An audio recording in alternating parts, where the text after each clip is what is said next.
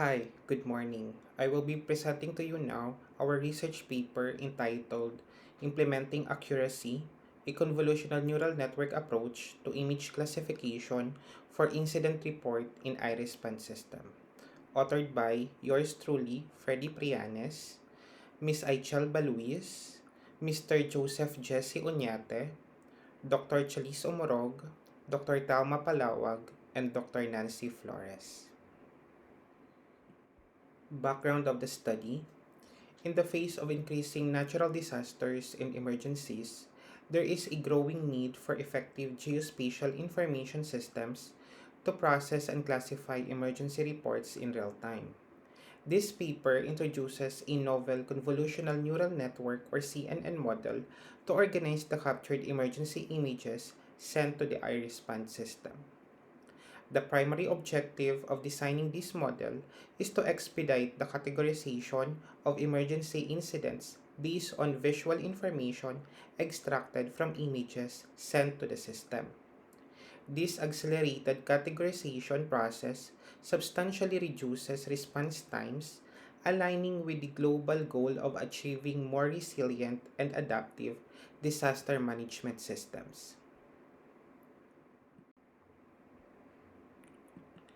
For the methods, by harnessing the power of deep learning through the tools, frameworks, and techniques such as residual network with 50 layers or ResNet50, TensorFlow, Keras, adaptive moment estimation or ADAM, local interpretable model agnostic explanations or LIME, gradient weighted class activation mapping or GradCam, and gradient weighted class activation mapping plus plus or GradCam plus plus.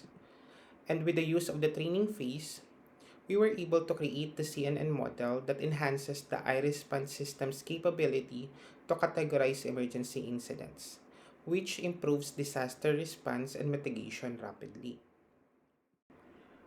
With this, we have used the training phase method for our procedures. Image dataset.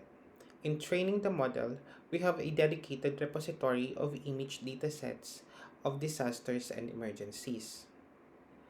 Global variable modification. Global variables that is crucial for model training were modified, encompassing parameters such as the generic seed, number of epochs, learning rates, choice of pre-trained base models, which is the ResNet50, together with the pre-processing methods and optimization algorithms. Reading and decoding. The dataset was read and decoded into pairs, ensuring proper preparation for training. Partitioning dataset.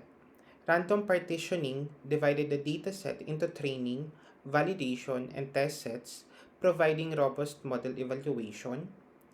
Model building.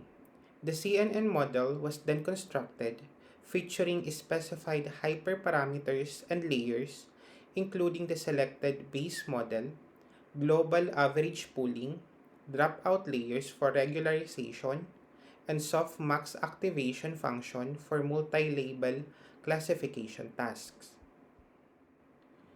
Performance plotting. Performance metrics were plotted depicting training and validation accuracy and losses over epochs, facilitating insights into model convergence and potential overfitting. Then finally, model result and visualization. Image samples were visualized, presenting original images alongside the sample prediction result in LIME, GradCam, and GradCam++. For the result, may I present first this table containing the image label or category and the image count. All in all, we have 13,578 labeled images with 12 classifications such as accident human inflicted, earthquake, El Nino or drought, flood, infrastructure damage, landslide, no damages for buildings or street or for human, water related, wildlife or forest, urban fire, and wildfire. So this dataset will be used for training the model using ResNet50 under ADAM Optimizer and 0.1% learning rate. After training, the model's performance on individual classes is assessed through precision, recall, and F1 score matrix as shown here in Table 2. The model exhibits high precision, recall, and F1 score for classes like no damage for buildings or street, no damage water-related, and no damage wildlife or forest, indicating robust performance in accurately identifying these instances. However, some classes, such as earthquake, show lower scores, suggesting challenges in correctly predicting instances of this class. Overall, the model achieves an impressive weighted average F1 score of 0.95 on the test set, emphasizing its proficiency in classifying various emergency scenarios. This next figure illustrates the model's performance in classifying different emergency scenarios across the specified categories. Notably, classes like no damage, buildings or street, and no damage water-related exhibit high counts along the diagonal, indicating strong predictive accuracy. However, off-diagonal elements reveal instances of misclassification. The model appears to face challenges in accurately predicting instances of landslide and urban fire, as evident from non-negligible counts in other columns of these classes. For this figure, four visualization methods are employed in the prototype with original image, Lime, GrandCam, and GrandCam++, and also an output result for the accident or human-inflicted category, and its probability score is presented along these visualizations, providing a comprehensive overview of the features and areas in the original image that contribute to the model's classification. For our conclusion and future work, the iRESPOND system's trained CNN model demonstrates commendable performance in rapidly categorizing emergency incidents from captured images.